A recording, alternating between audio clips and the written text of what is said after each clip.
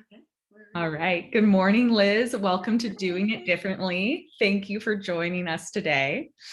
Yeah. Yeah, and I'd love if you could start just with a little introduction to who you are, what you do, and that's in the no pressure, whatever feels good to you way to do it. This is not like a grilling interview. Awesome.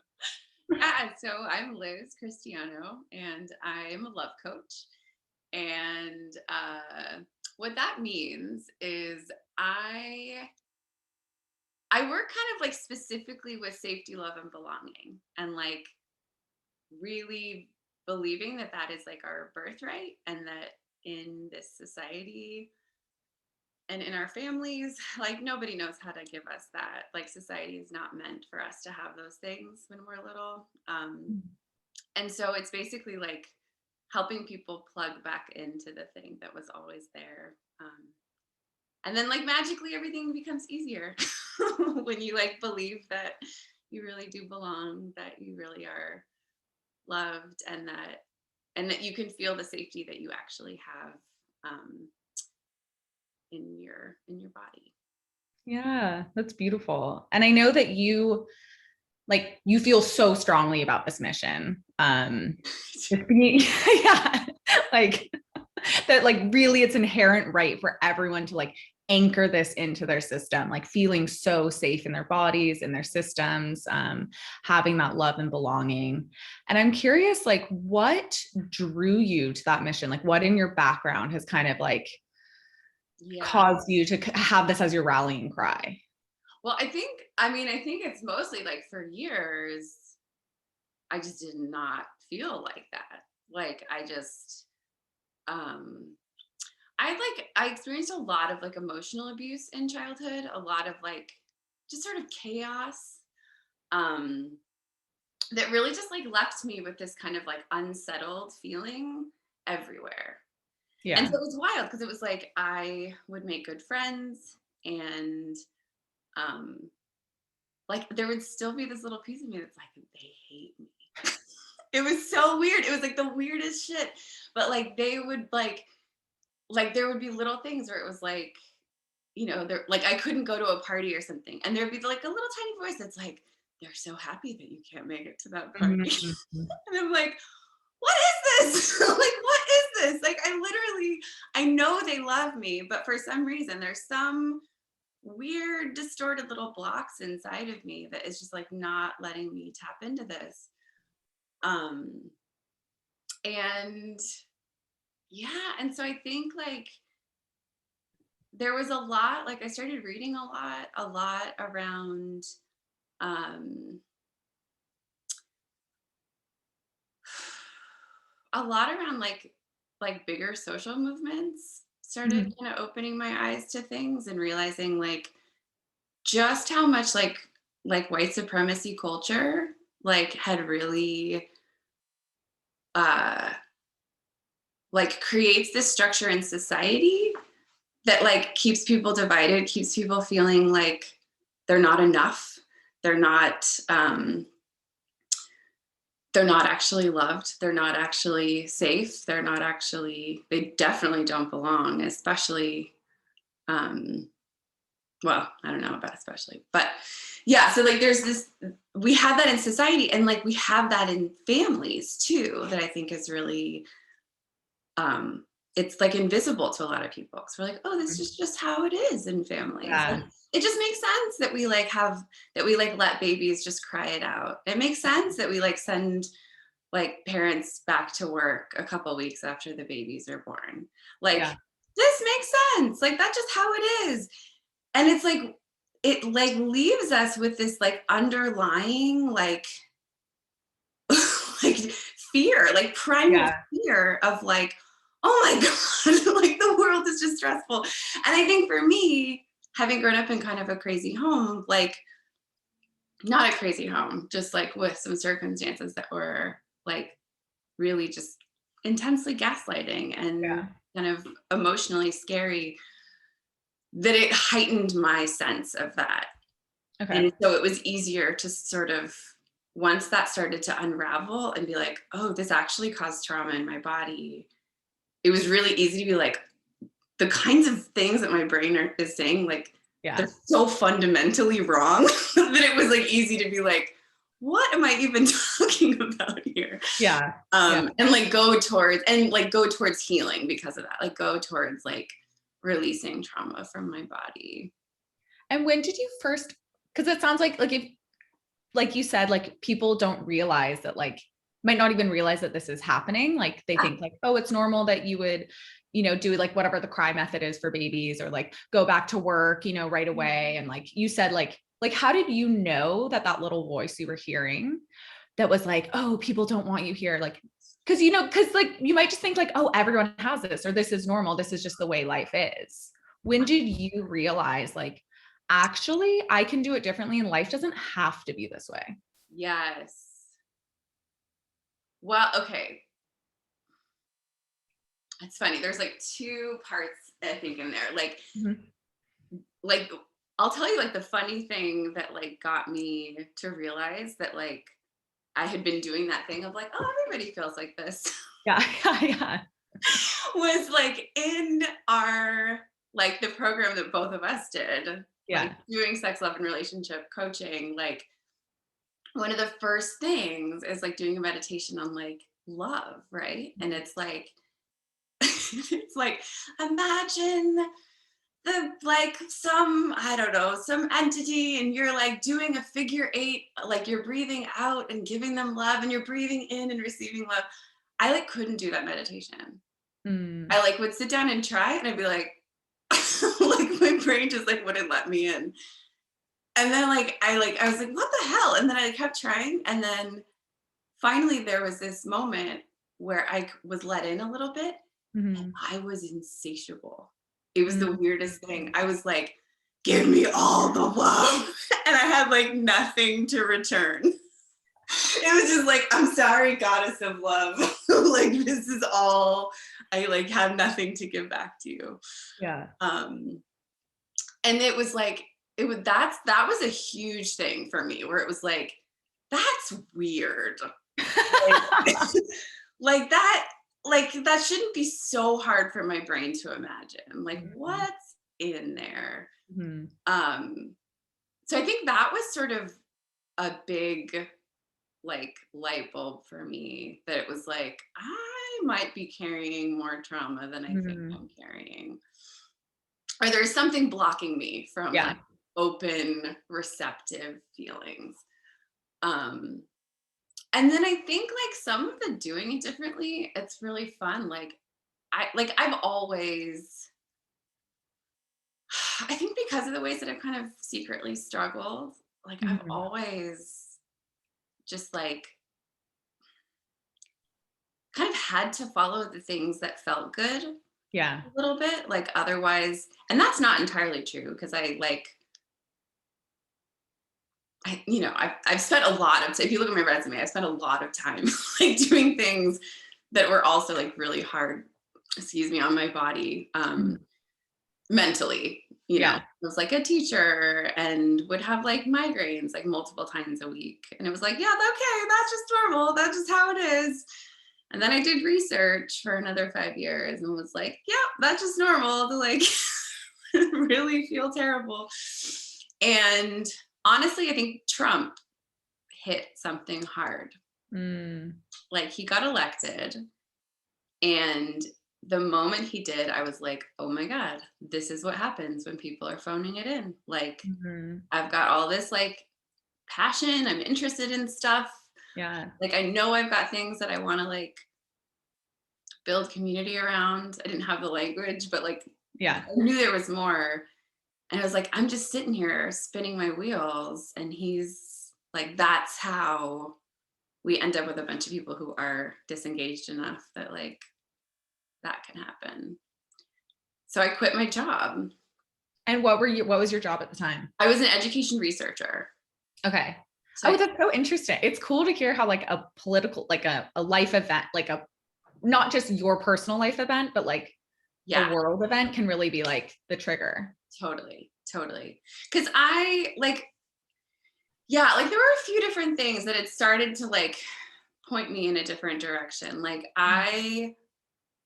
I'd always wanted to be a mom, and I was excited to like have kids. And Yeah. I totally got burned, as so many women do, with obstetrics, with my first. Mhm. Um, I was like, cool, like I can follow my body once. And they were like, oh no, we're gonna totally gaslight you into like all of the interventions, because that's just what we know how to do.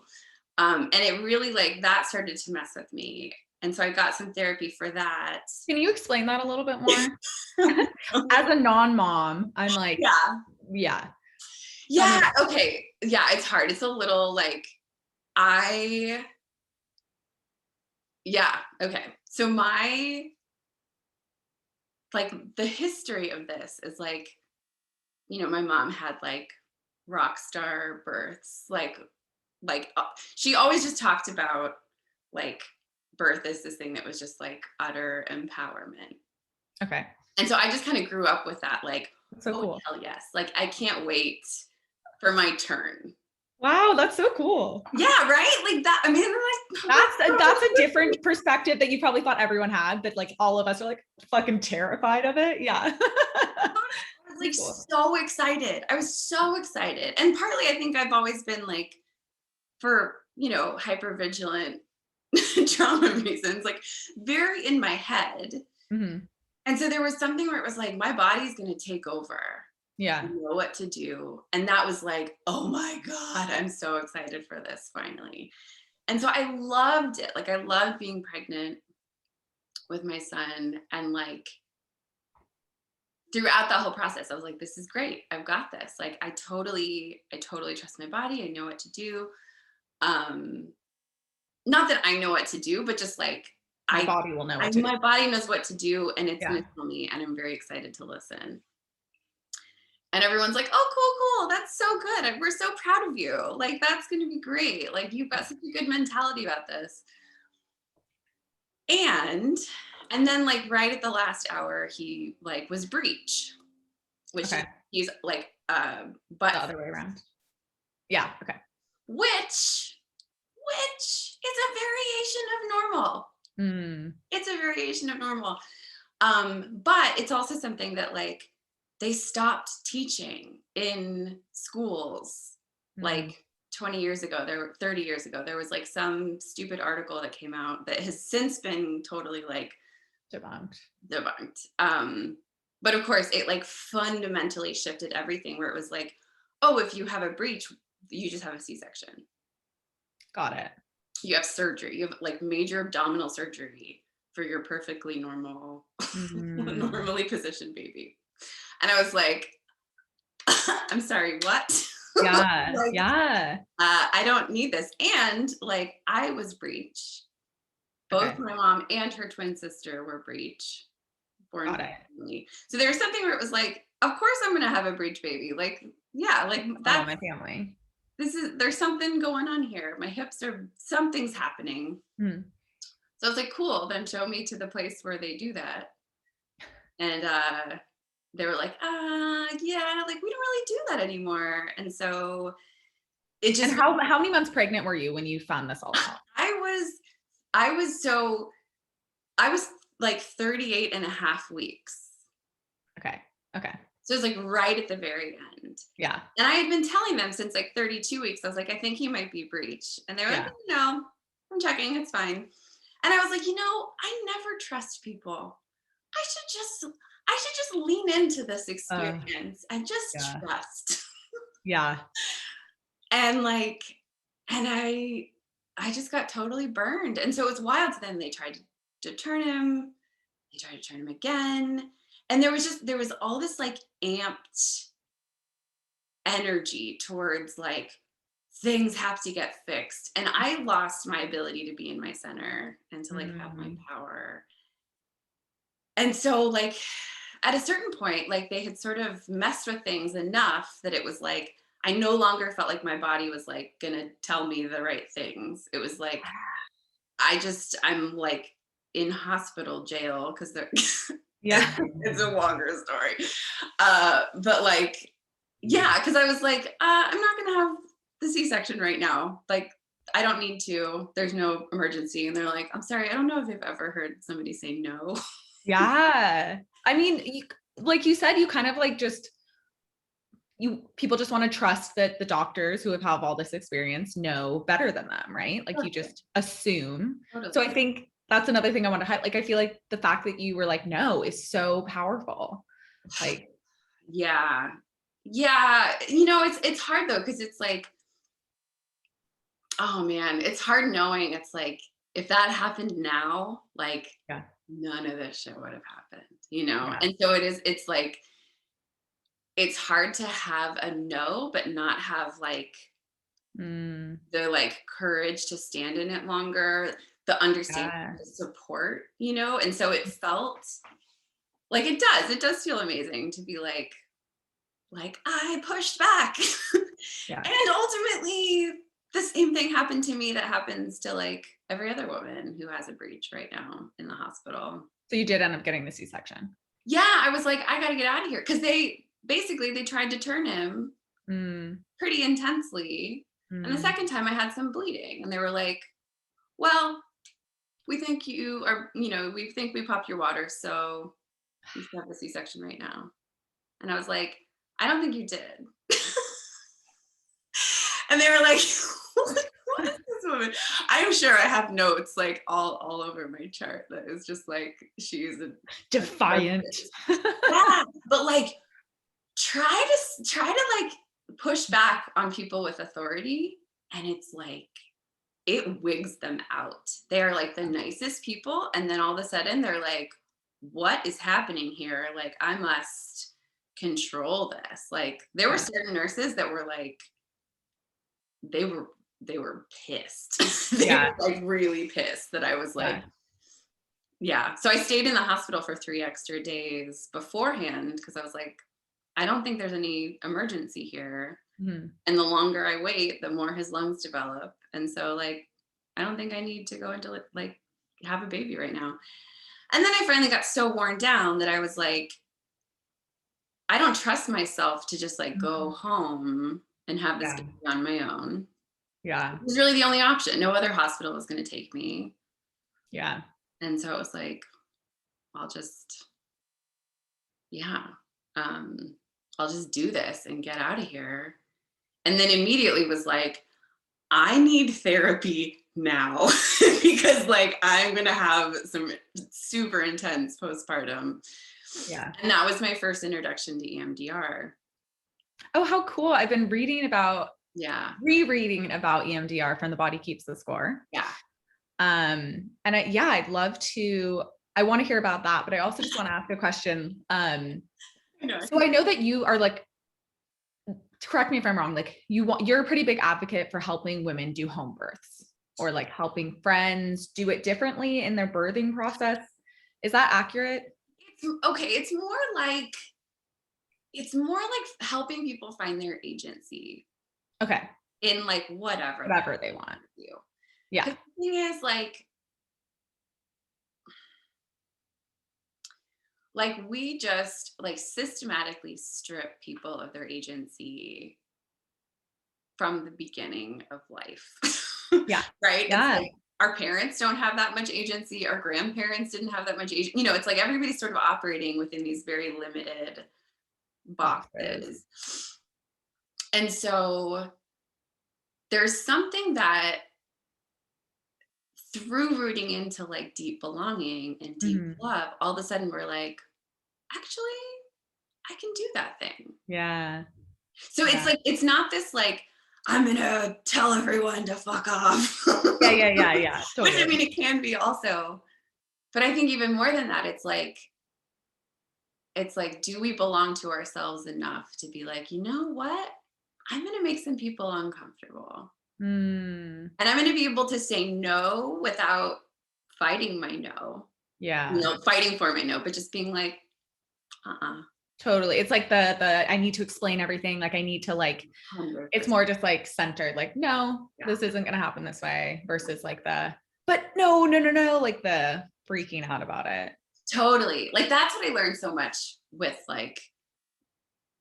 reflecting on the first birth stuff. It's like I didn't have the tools to like say no in a way that was powerful, Yeah. I could, my no only came if I could get the other person to fight me. Mm, yeah. You know, or it was like, if you're mad, then all of a sudden my no would show up. Mm. But it So wasn't yeah, this. yeah, my question was, did that moment, like it feels like that was maybe a pivotal moment in your journey to like kind of where you are now, like helping people come back to themselves so that they do know what they want and are able to like communicate it in this really powerful grounded way. Whether that's following, you know, the traditional path because they know what they want, or that's going in a different direction and being able to like stand in their truth, really. Yeah. No, absolutely. Yeah, like my son's like 7 next week, so this is like, that's kind of the marker of like when all of this started to go differently. Okay. Yeah. 7 years ago. Okay. Yeah. Cool. And what drew you from like education to the sex, love, and relationship coaching program? Like what caught your eye? Like what was it that like kind of drew Yeah. you to that? Well, I think so. It's funny because I think like it's almost more of the like the parts in education that I Mm-hmm. liked were the parts that I do now, which is Okay. like, which is like really just like help to be there with people as they like connect back to their agency, their like interest, their, you know, like individuality. Yeah, I don't even know if that makes sense, but yeah, I like,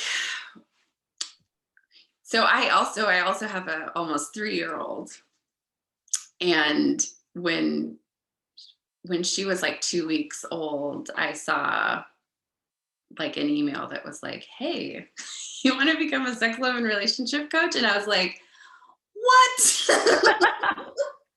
Like that's a thing? Like you Yeah. can do that? You can like have all of the conversations that I've always like had with people, Yeah.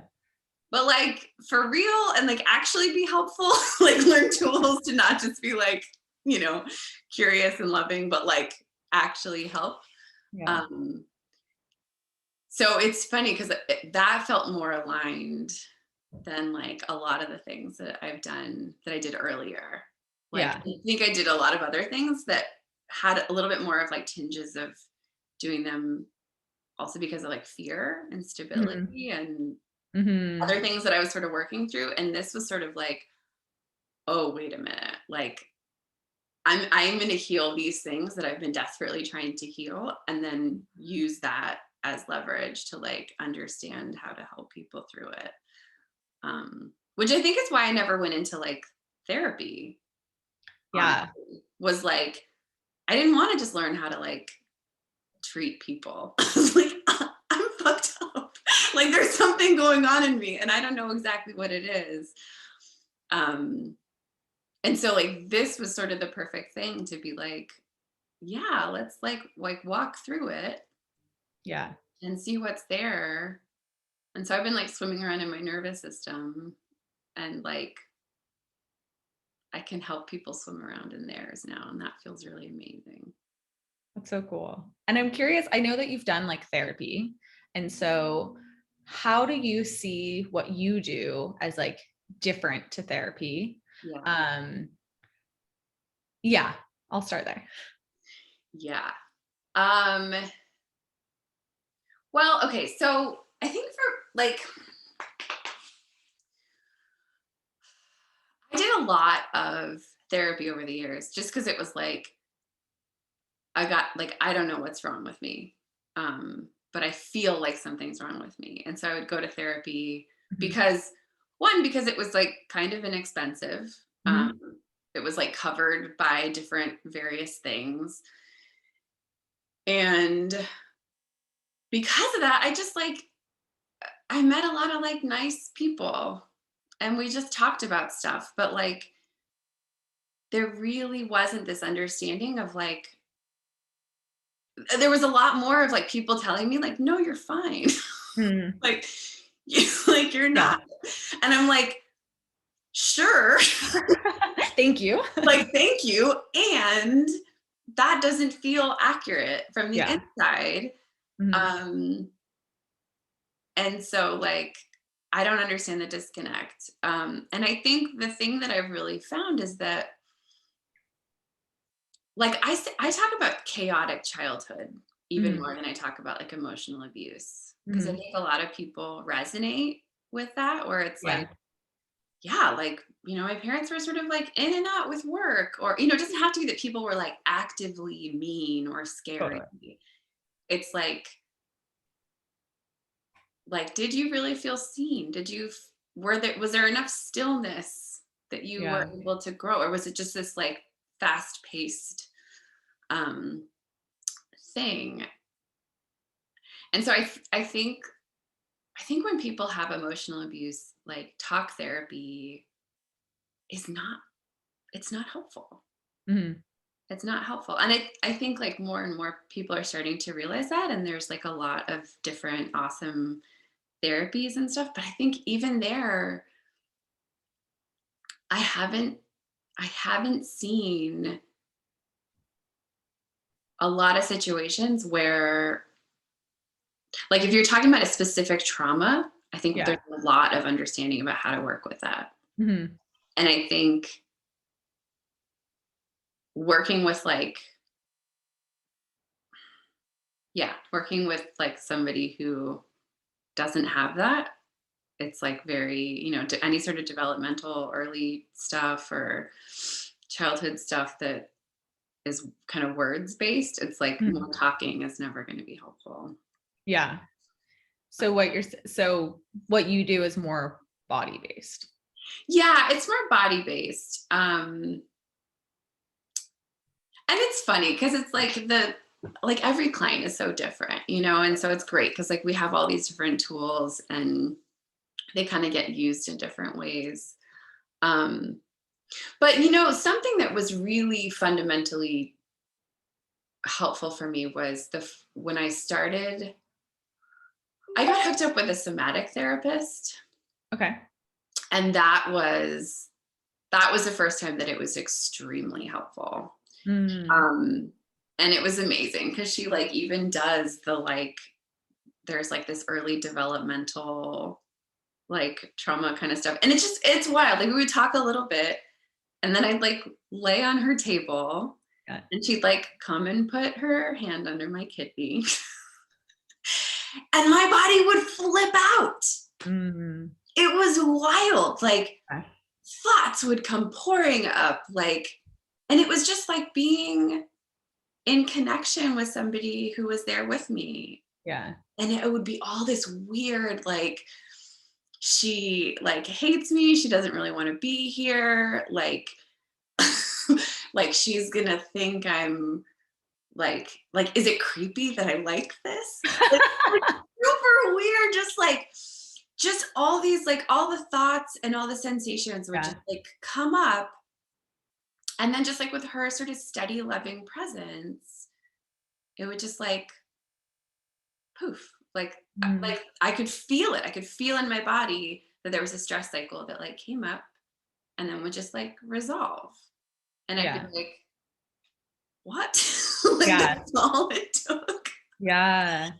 Um yeah, so there's like I'm adding like I'm studying like therapeutic breath work right now to like add to what I do. But there's a lot of like how do we get into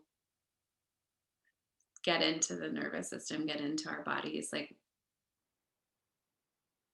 playfully and in a way that is like just sort of acknowledging all the weird stuff that comes up once we start Yeah. to poke it, but without like analyzing it. Yeah. And I love that you said the playful part because I know that's part of your jam. And I love that. That like, because I think there's this perception that like heal and even the word healing, it sounds heavy, right? Like it sounds like, oh man, it's like the deep work, it's healing. And you're like, oh man, like, yes, I need that. And it's like, that sounds exhausting. And so yeah, I just want to talk, like, how do you bring play or that lightheartedness into your sessions with your clients, or kind of like create that container where people know that like you can have this profound transformation, and maybe it goes really slowly but, or fast, whatever the speed is perfect. Yeah. And it can be fun. It can be like, it can be light. It doesn't always have to be heavy. Yeah. Yeah, totally. Yeah, I kind of feel like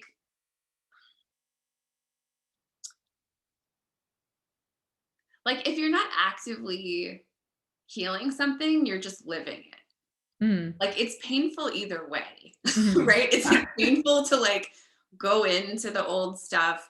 And it's also painful to like shove that down and try to ignore it and live your life. And so it's Yeah. like, I don't know, like life is suffering or something. Like it's all kind of Feel like the way I bring play in is that I say life is suffering, and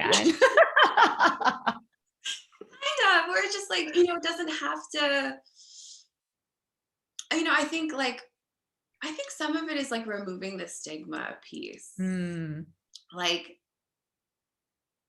because that's the stuff that keeps it's the shame about the healing that mm, often is like the heaviest part. yeah. So like, why do I even have to do this? Like, Mm, I must be so broken that I even, mm, and it's like, I don't know, okay, a weird thing came up. Like, yeah, totally. like it's wild. Like sometimes when people go into their inner child, like, we think of this like, oh, I'm just gonna like love my inner child. Well, sometimes when people's like inner children come up, it's like first like cloaked in like a muddy slime ball that you like, are hating. And you're like, I Yeah, hate this thing and I don't want it in me. And then like yeah, later it's like, oh, I'm actually just a little kid. And you're like, grow up. Like it doesn't have to, like, it doesn't have to be this pretty thing mhm, that's all like gentle and kind for it to like the parts of us that are sort of like mean and insensitive, mhm. like also need a little bit of like just like acknowledgement, you know, Yeah, just like I see you sitting there in the corner, like that's chill. Like, yeah, totally. They need the love, safety, and belonging too. yeah, like it doesn't mean anything. It doesn't mean Yeah, you're like, a murderer and like, it's like you're not secretly inherently bad. Like all of us have these parts and like some of us have them louder than others. yeah, And some of us have found brilliant ways to never look at them. yeah, And yeah, like we see that all over the place with people who are in charge of things. And so like that is like, a well-worn trope, I guess, is like you don't have to worry about your stuff. You just push through. push through. Yeah, yeah, yeah. Yeah.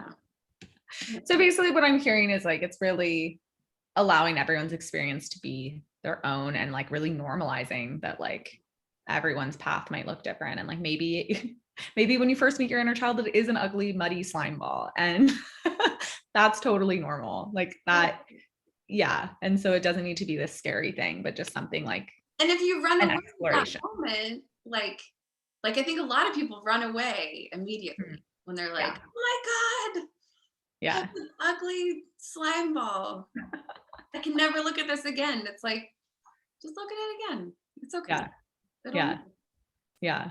I love that. It's beautiful.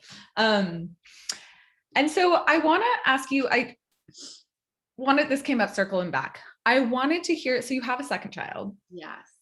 and how did you do things differently with her? Yes. With her, right? Or yeah, yeah. Yeah. Um, yeah. I'm actually, yeah, it was pretty wild. I like really wanted a second kid Mhm. and I was like, there's no way in hell I'm gonna have a kid in a hospital again. Yeah. Um, and I like might potentially have a breach again because Yeah. like, that seems to be what my body is capable of. Um, and it's illegal for midwives to assist breech in home. Oh, wow. Okay. Didn't know that. Yeah, like there's so many weird little patronizing laws Mm-hmm. that we have on the books that like nobody even knows about, Yeah. but that really limit like people's options to like Yeah. where and how they want to birth. It's wild. Okay.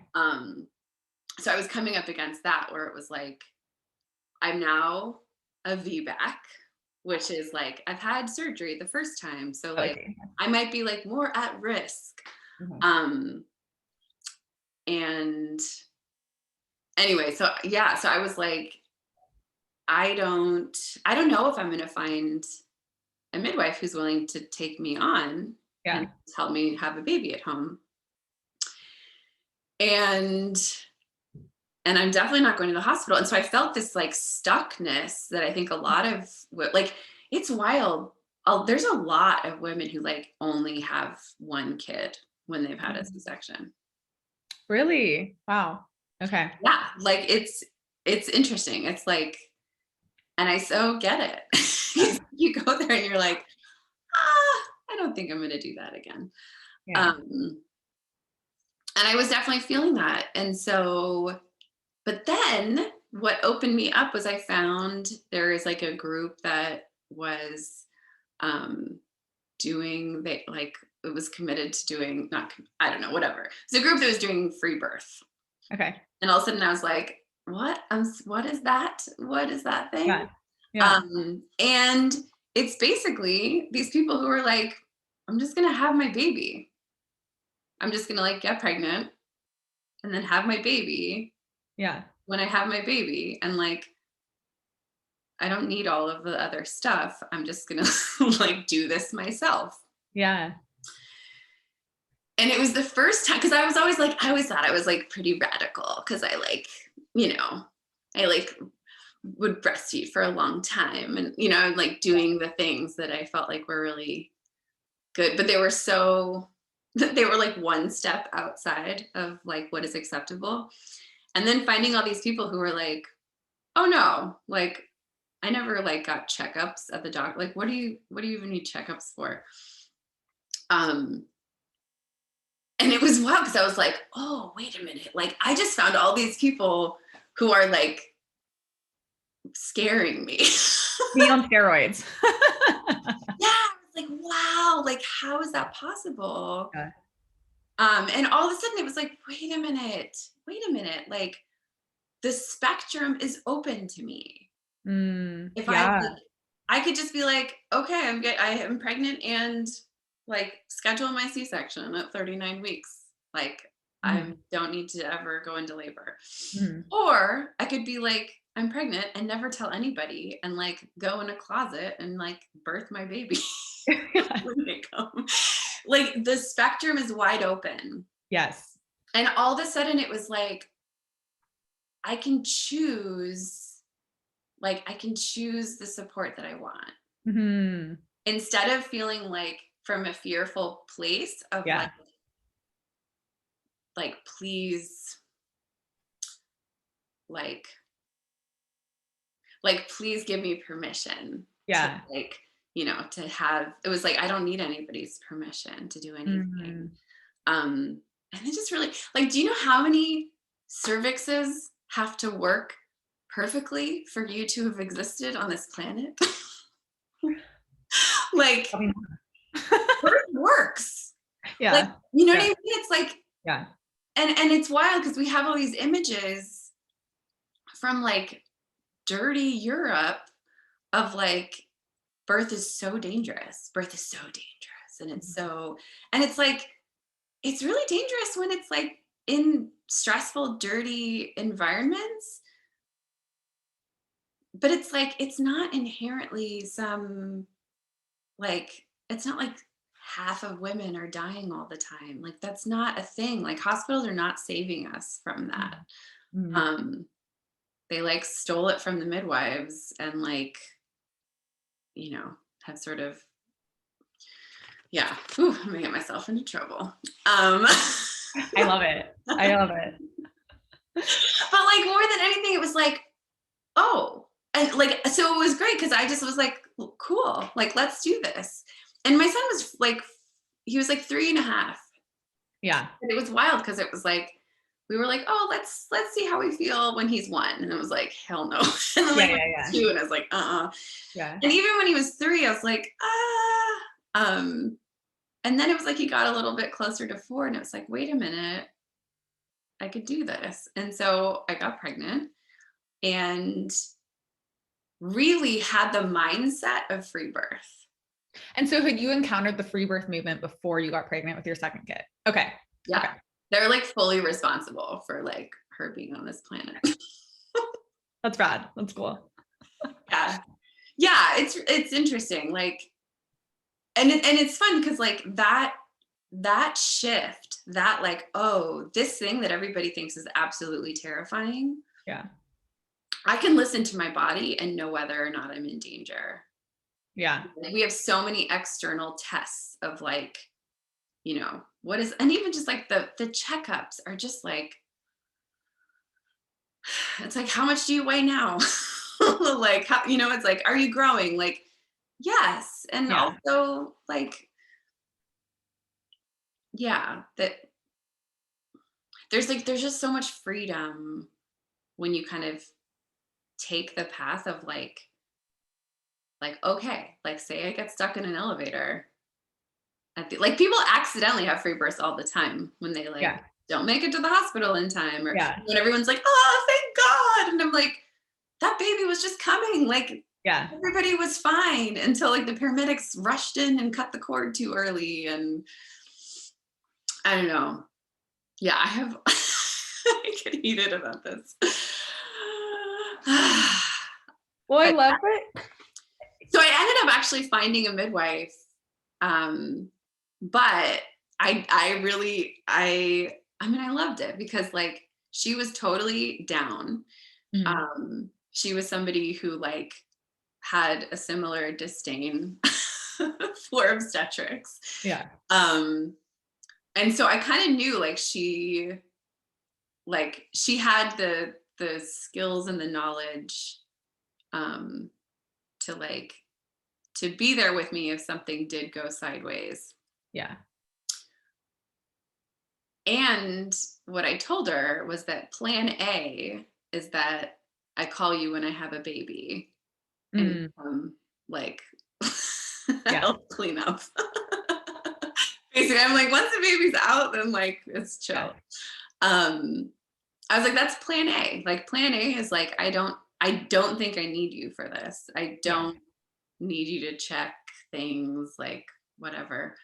Um, and so it was really nice because I carried the free birth mentality like throughout my pregnancy, Mhm. of like really like asking myself first and then calling in support when I wanted it, but from Yeah. a place of being able to say no to what Yeah. I wanted.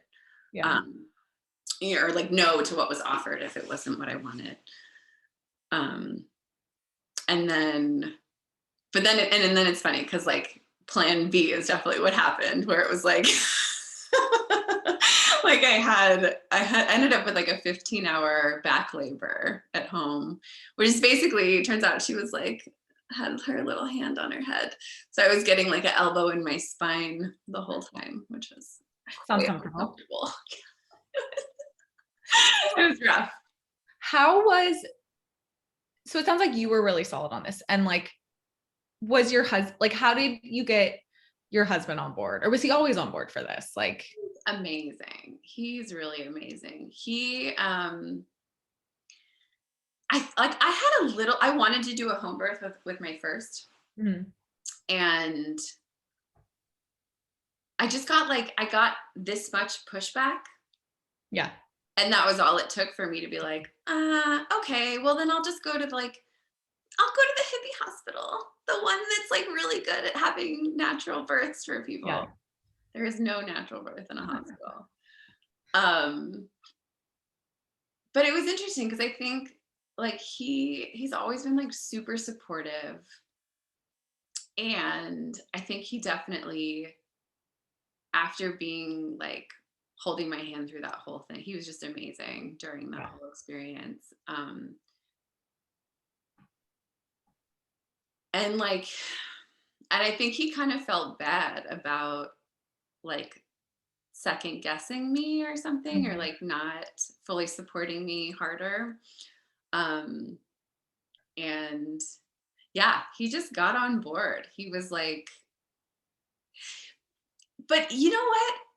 The coolest part was like, it didn't matter. Yeah. I didn't need him to be on board. Yeah.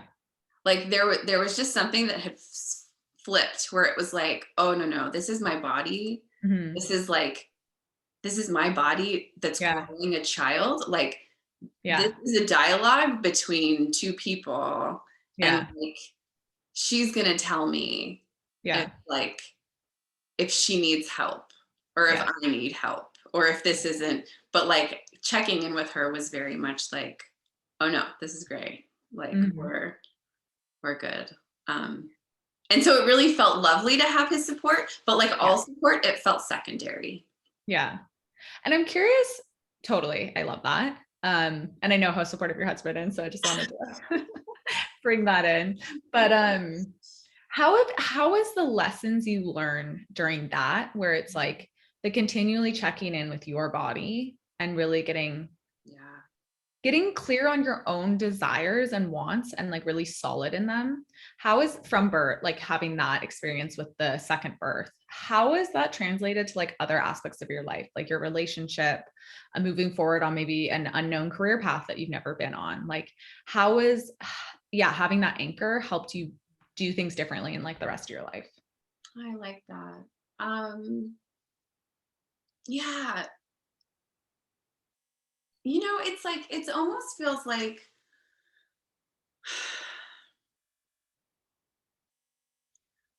you don't really need evidence of like that like it's okay to follow the things that you want, but Yeah. it is really helpful to Yeah. have it sometimes. Yeah.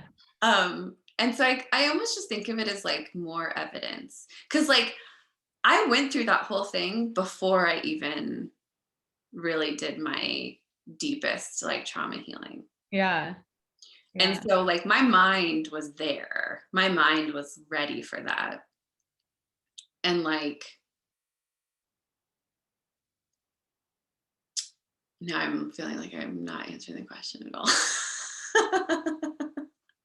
So just I'll repeat it in case yeah, just like how has that experience of coming back to yourself and really being able to trust your body and its wisdom helped you in other areas of life, like make shifts or just, yeah, Yeah.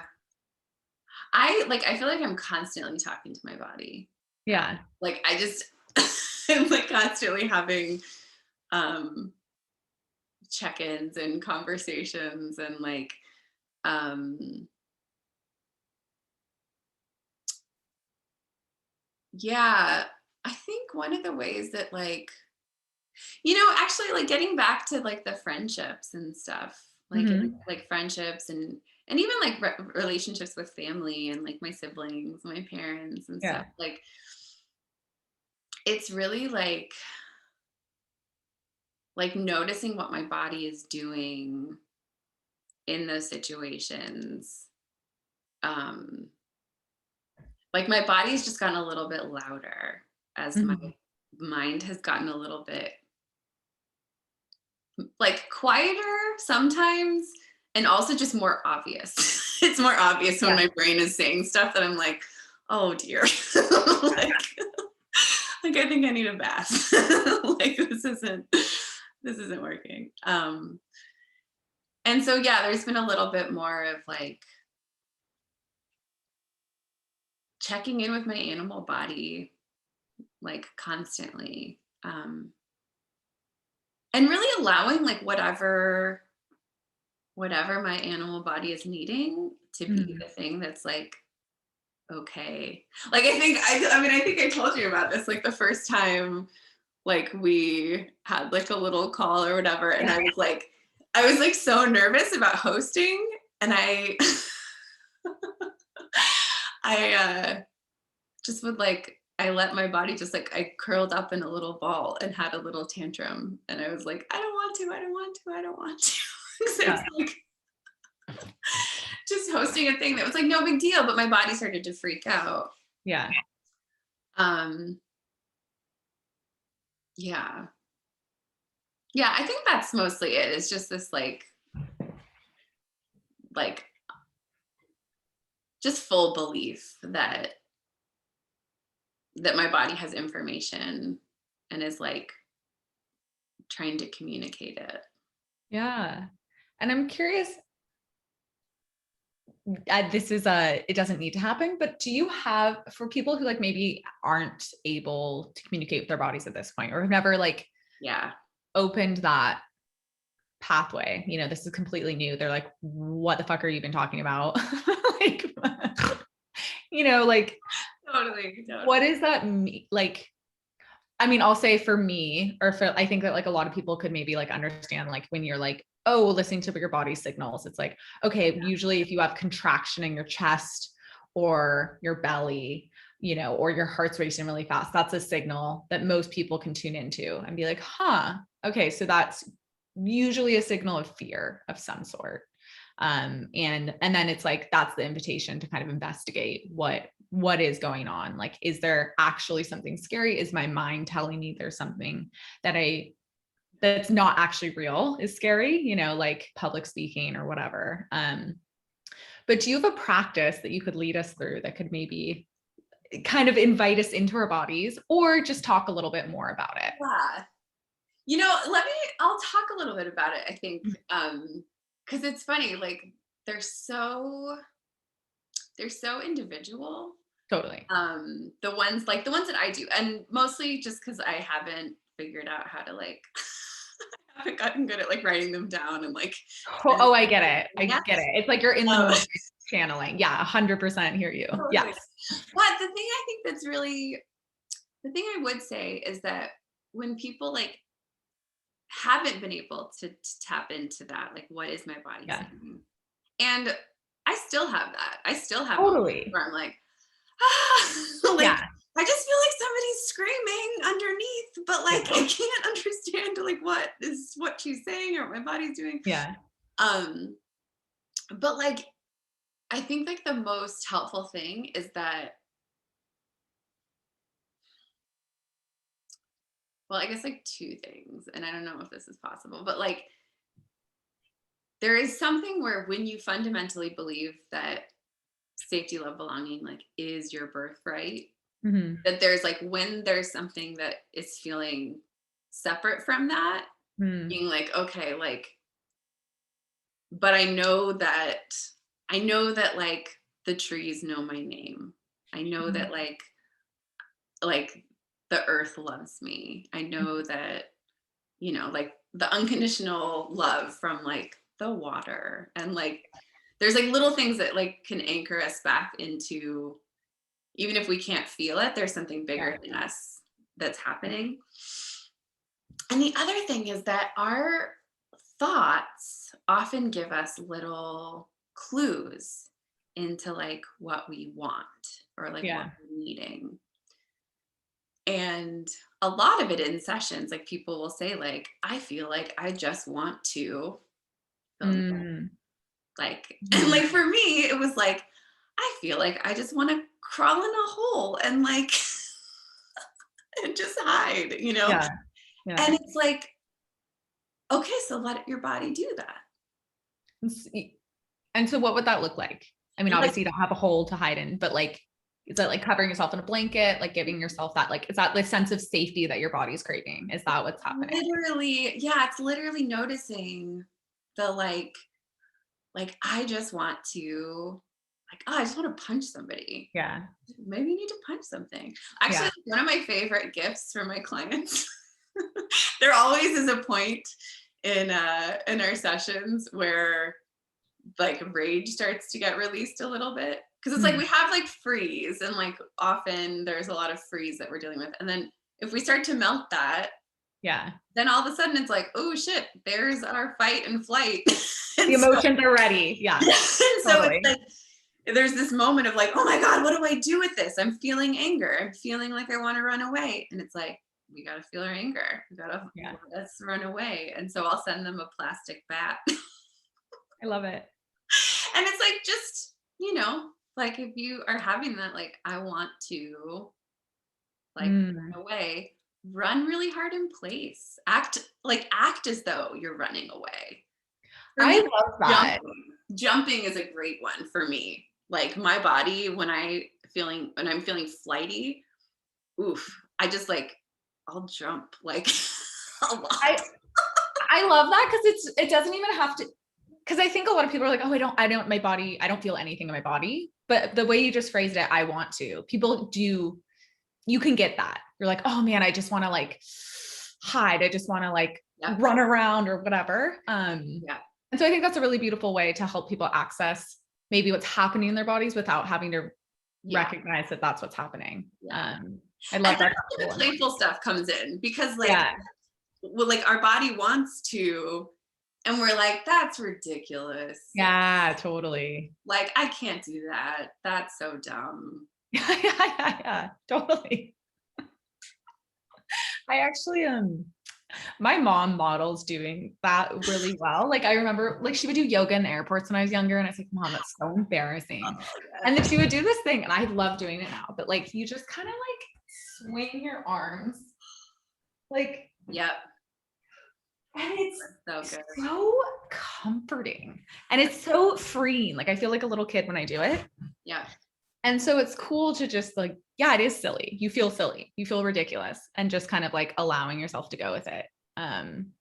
Can be freeing. Totally. Yeah. Totally. Yeah. And noticing how much of the panic around that is like somebody else is going to think this is stupid. 1,000%. I mean, for me, it's always that. Which is emotional abuse, which is an emotional abusive society. Like, like, why can't we just let people be weird? Totally. Like, that's fine. And it's a journey though. Belonging. Yeah, totally. It's anchoring into that belonging because it's definitely a journey where I'll be like, oh yeah.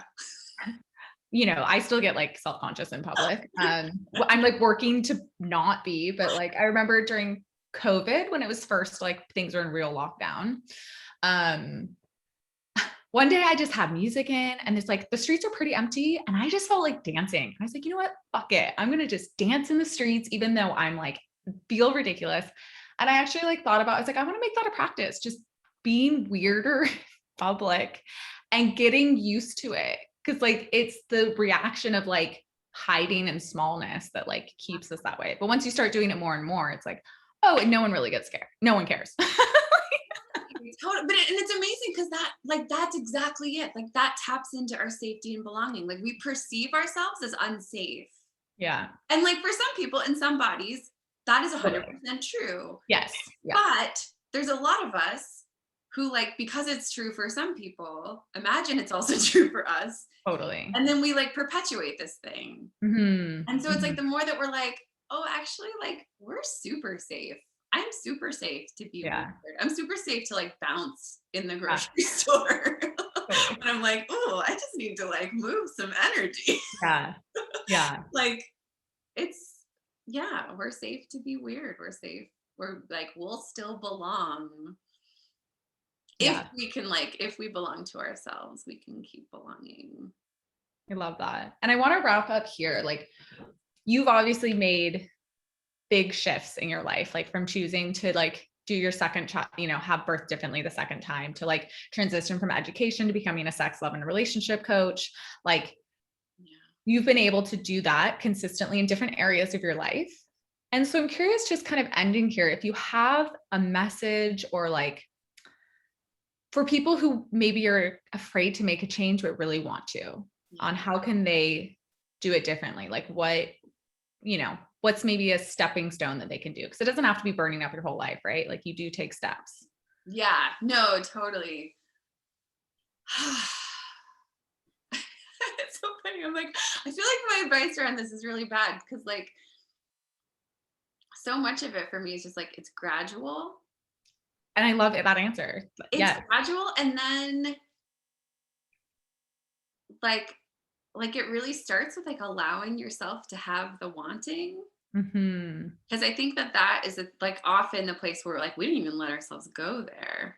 Yeah. Like I had thought for years, like I want to do something different, and I had never like actually considered quitting my job. Yeah. But like that got louder, and like what is it? There was something I had a this brilliant healer that I work with sometimes. He was talking about like agency, no, what is it? Like energy, support, and maturity are the things that like we sort of need to like make movement in our lives. Um and so yeah, so it's interesting because I think for me some of the biggest shifts have been in maturity. Yeah. If I'm honest, like the some of the trauma stuff will keep you thinking that you're very young when you're not. Hmm. And Hmm. so it's like, yeah, like building that inner maturity and then having the support. Um, but yeah, I don't know, just gradually, I think. Yeah. I love that you said the gradual thing, because I think that a lot of people have this perception that like it needs to be this, it's like a Yeah, switch, like you have to burn all the bridges. It has to be this like massive thing. And actually, I think for a lot of, either there's like a life event that kind of forces a huge change. totally. Um, and so you, and things are so bad, and that's when you finally are willing to do it. Or it's like a gradual, like, yeah, like doing practices, coming back to learning to like honor your desires, learning to do that. Oh, my body wants to do this. I'll do it in my room. No Yeah, one's here. Like doing it small and then slowly expanding. And I think that that's really what I want to model on the show, is that it could be you burning up your whole life, but it could also be like you tiptoeing your toe over the line, and then another. And then it's like this slow, gradual thing. And it can look however it needs to look for you. totally. Yeah. No, Yeah. just like as soon as those stress cycles integrate just a tiny bit, all of a sudden it's like the things that felt really hard are just not. Yeah. And it's like we don't have to try so hard, I feel like sometimes. Just Yes. I push. love that. Yeah. Well, thank you so much for being my first This guest was and so being fun. here. This was really fun. Turns out I do like interviewing people. I like talking about things. No, this is great. Thank Yeah, so thank you. This was awesome. And that's it. Yeah. you. So, Thanks, Liz. yeah.